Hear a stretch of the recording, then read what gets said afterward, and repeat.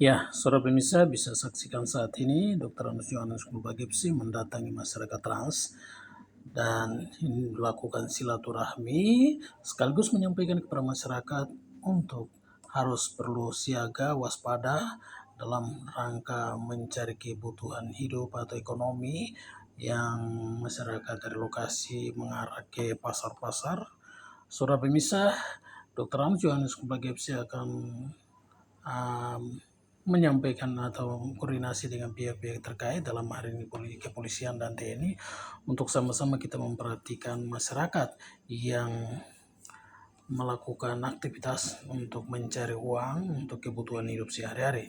Karena situasi politik hari ini memang kita sama tahu bahwa harus perlu ditingkatkan. Dalam hal ini pos-pos yang memang rawan kecelakaan yang selama ini pos yang sudah ada tetapi belum ditempati oleh pihak keamanan karena ada satu dan lain hal, sehingga sebagai tokoh, sebagai sesepuh, sebagai senior berpikir tentang bagaimana kenyamanan masyarakat itu sangat penting sekali, sehingga Dr. Andes Yohanes Kulbagipsi akan melakukan pendekatan dengan pihak-pihak yang tadi sudah disebutkan untuk demi kenyamanan masyarakat, sehingga politik atau pilkada pemilihan gubernur dan wakil gubernur serta bupati dan wakil bupati berjalan dengan baik sehingga masyarakat tidak mengalami hal-hal yang kita tidak inginkan.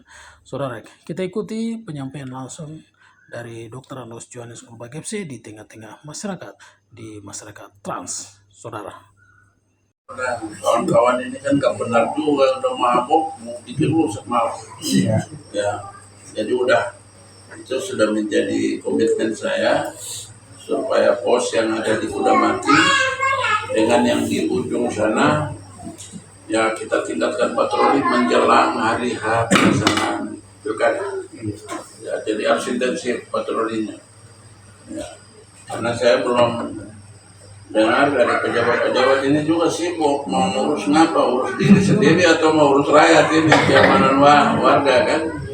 Ya, jadi makanya saya selaku sepuh di daerah sini ya ingin menjamin bahwa proses kita dalam keseharian kita, lalu juga proses kita untuk konsentrasi pemilu dan juga kegiatan ekonomi itu berjalan lancar tanpa ada gangguan-gangguan kamtipmas. Nah itu nanti saya koordinasikan dengan bapak-bapak yang memang berkompeten supaya tingkatkan patroli ya di daerah-daerah yang memang kita sudah tahu bahwa sering terjadi insiden,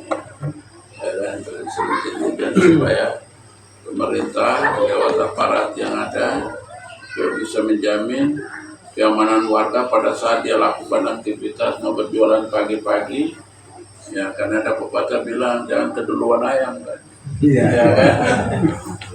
Jadi supaya bisa dengan aman nyaman lewat di daerah-daerah rawan itu, dan saya udah mau beritahu supaya di semua titik-titik rawan yang sering terjadi gangguan keamanan, yaitu aparat harus ya tingkatkan kontrol di situ supaya jangan sampai ada yang menjadi korban karena tidak ada perhatian untuk melindungi warga yang melakukan aktivitas apapun. Jadi kemarin sudah ada usulan, malam saya sudah rapat dengan Majen Rizal di Hotel Swissbell. Kita ngobrol agak lama, saya bicara selain soal pertanian, tapi juga hal-hal lain yang menyangkut keamanan warga. Ini menjadi penting. Warga harus dilindungi dan dijamin keamanannya. Jadi intinya itu Bapak dan Ibu, terima kasih sudah terima kami untuk datang bersama di tempat ini sambil bernostalgia. Ya dulu nostalgia masih muda, sekarang nostalgia udah wis tua. Ya, jadi begitu kita sepakat ya. Nomor 1 dan nomor 2. Selamat malam, salam sejahtera. Dalam perhimpunan keluarga besar Iya Pak Maru, yang malam hari ini kami bisa hadir dan diterima dalam kebesaran semangat silaturahmi, tambah lagi silaturahim untuk kita saling temu pandang. Kalau dulu temu pandangnya masih muda, kan sekarang temu padannya wis tuwe gitu. Iya ya, kami kasihi Pak Marlan yang telah membuka ruang bagi kita untuk bisa hadir dalam jumlah seperti ini, dalam kesejukan alam. Moga-moga kita merasakan kehadiran kami itu membawa tambah kesejukan selain AC alam yang sedang berlangsung di tempat ini. Dan juga kepada seluruh warga yang ada di tempat ini yang masih ingat ya, kalau mukanya sering hilang-hilang tapi namanya moga-moga masih diingat itu. Yang namanya John Rubak FC, supaya nggak terlalu panjang-panjang disingkat jadi JGG.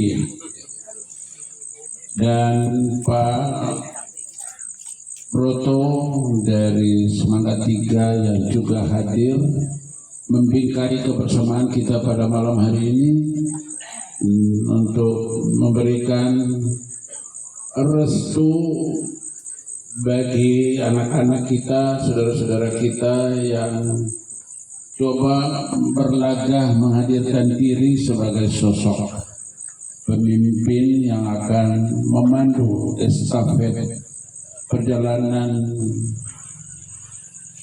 perkembangan daerah dan perkembangan masyarakat di kutub paling depan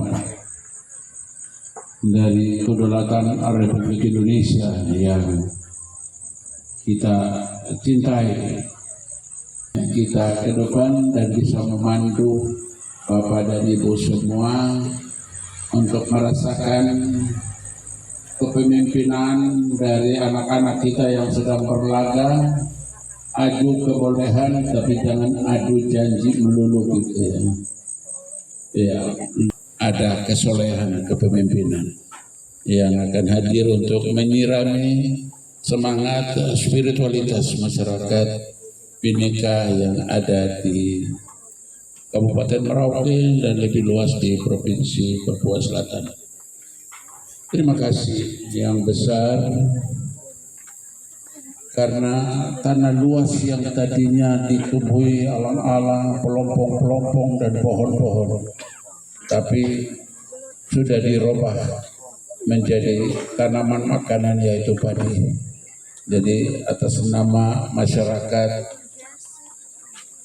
asli di tempat ini kami haturkan terima kasih yang mendalam yang telah hadir mempersembahkan sebuah keunggulan baru yang tadi hanya unggul di langit karena matahari selalu berawal dari sini.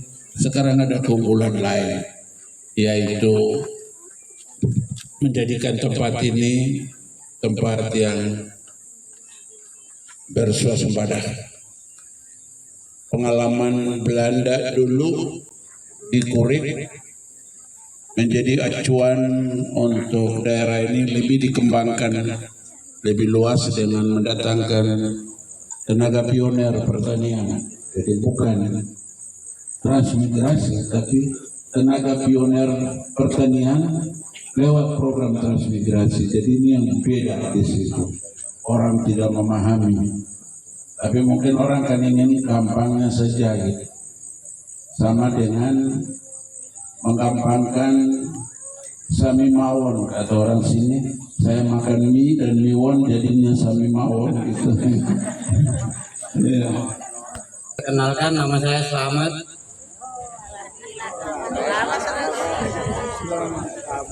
Begini Pak, di sini kami petani itu sangat kesulitan di saat musim panen, saat membawa hasilnya untuk bawa pulang Pak. Itu terkendala sekali di saat musim rendengan. Terus yang kedua mengenai air Pak. Air ini kita kalau di musim kemarau ini kita selalu jaga pintu air.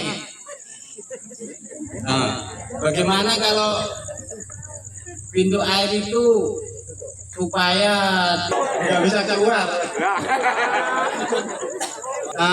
Kita di saat musim rendengan itu Pak, lokasi itu selalu kebanjiran Pak.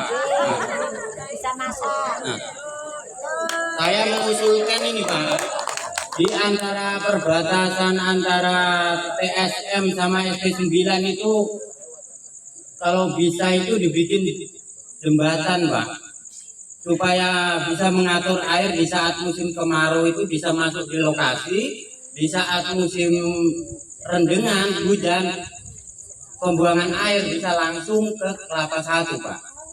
Terima kasih, Pak. Masyarakat petani yang ada di Kampung Jagamaru ini, kita kalau dijelaskan masalah bantuan alat pertanian dan oval itu siapa Bapak? Ya, jadi kan optimalisasi lahan yang sudah dikerjakan kurang lebih sampai 40.000 hektar. Jadi kita mau optimalkan lahan itu, padi ini kan membutuhkan dukungan air yang memadai gitu. Jadi kalau sudah mengalami pendangkalan, ya perlu diperbaiki supaya fungsinya bisa jalan normal. Jadi itu yang sedang dikeroyok dengan mesin yang cukup banyak supaya seluruh saluran irigasi sampai kemarau tertinggi. Kemarin saya lihat di Kurikenom airnya masih baik, jadi sampai kemarau tertinggi kita masih bisa nanam. Kita masih bisa nanam untuk mengejar target kita di dalam berapa tahun ke depan kita sudah benar-benar swasembada. Ya, jadi optimalkan dulu lahan. Jadi ada beberapa komponen yang akan dikerjakan dan saya akan banyak turun ke lapangan untuk melihat hal-hal seperti itu. Misalnya kita dalam pertemuan masyarakat bilang, Pak, saluran ini belum beres, Pak. Lalu nanti saya datang ke timnya beritahu supaya ada alat yang bergeser untuk menangani hal seperti itu. Nah, yang belum ketahuan bahwa alat seperti ini akan disiagakan untuk terus-menerus mengawal kegiatan pertanian. Itu nanti saya akan bicarakan dengan Satgas Pangan yang diberi mandat oleh negara lewat Kasat Maijen Rizal selaku Komandan Satgas Pangan. Jadi salah satu usulan yang tadi muncul, selanjutnya gimana? Habis ditangani, ditinggal mulai atau masih dikawal terus? Ya, karena kalau kita mau bicara hari ini saja ditinggal mulai, besok nanti gimana gitu? Berarti kan target nanti akan terganggu gitu. Jadi ini kan juga menjadi bagian untuk kita berikan pertimbangan bahwa mesti ada alat berat yang siap untuk mengawal seluruh proses ini. Ya, dan negara harus mendukung dan konsisten supaya petani jangan terganggu gitu. Supaya kita bagi tugas, pemerintah mempersiapkan dukungan apa, rakyat berkonsentrasi, terutama masyarakat tani untuk bisa menanam terus-menerus, panen terus-menerus, ya moga-moga jual terus-menerus. Ya kan? Ya, jadi itu nanti yang menjadi bagian dari salah satu tanggung jawab saya untuk menjadi pemotret lapangan, karena saya harus banyak di lapangan untuk melihat kondisi misalnya di SP di Jagamaru bagaimana, di SP6 bagaimana, SP5 bagaimana, semua ya satuan kawasan-kawasan tanam kita termasuk di Salor. Lalu di Kurik kemarin saya sudah lihat di Kurik dan ada usulan sudah 20 tahun. Malam langsung saya informasikan ke Satgasnya supaya ini direncanakan dukungannya supaya sebelum musim hujan tiba, saluran yang sudah 20 tahun tidak tertangani juga bisa ikut bagian dalam penanganan oplah ini tadi. Ya, jadi itu salah satunya. Dan juga menjadi peremajaan benih. Ya. Jadi peremajaan benih dalam konsep dari pengalaman kita, ya pastikan mesti ada penangkar. Ya, bagaimana soal penangkar-penangkar yang ada di setiap kawasan. Lalu yang berikut juga bagaimana bisa melatih masyarakat untuk membuat kultur jaringan seperti yang ada di Sukamandi, karena ini kawasan sentra produksinya kan luas. Kalau tidak didukung dengan untuk meremajakan benih-benih baru itu, ya saya kira penting juga ke depan. Dan salah satu yang akan diperkuat dalam usulan kita yang kemarin kita sudah bicara, ada seluruh SMK yang ada di sini juga akan diperkuat, dan juga Bapak Presiden berkomit untuk membangun politeknik supaya kita bisa kombinasikan dua pelaku tani antara ya petani ahli dan ahli pertanian. Petani ahli ini kan Bapak dan Ibu semua ini. Itu petani ahli yang berproses menjadi ahli itu bukan karena sekolah gitu, tapi karena pengalaman terus-menerus jadi petani ahli. Ahli pertanian yang juga perlu didukung dengan pengalaman. Nanti seperti PPR, opo nggak iso kamu tuh.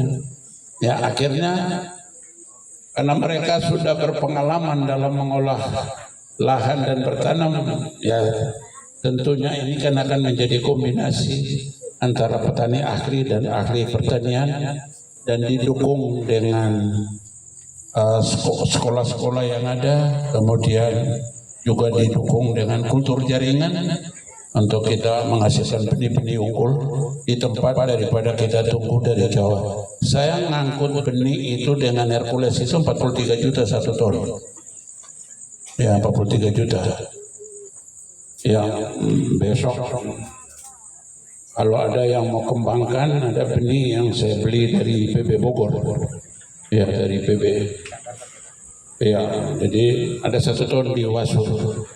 Masih ada 6 ton lagi yang kita tunggu diangkut dengan Hercules. Kalau dengan kapal laut kan lama sekali.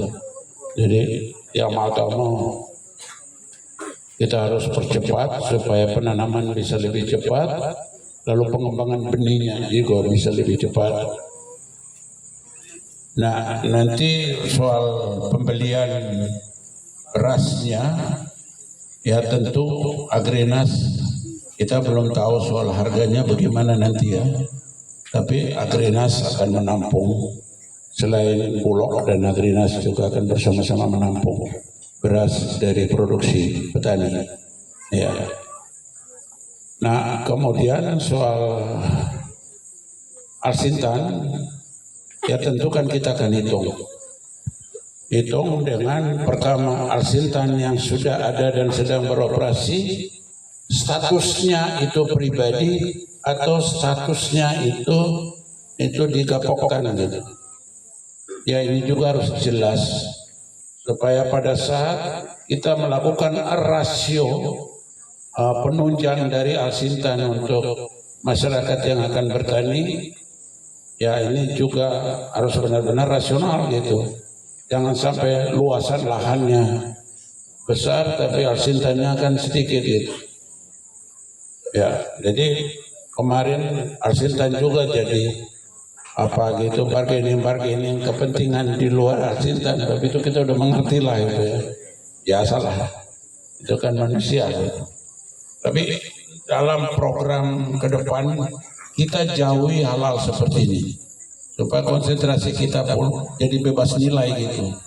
Jangan sampai ada pesan gitu. Ya.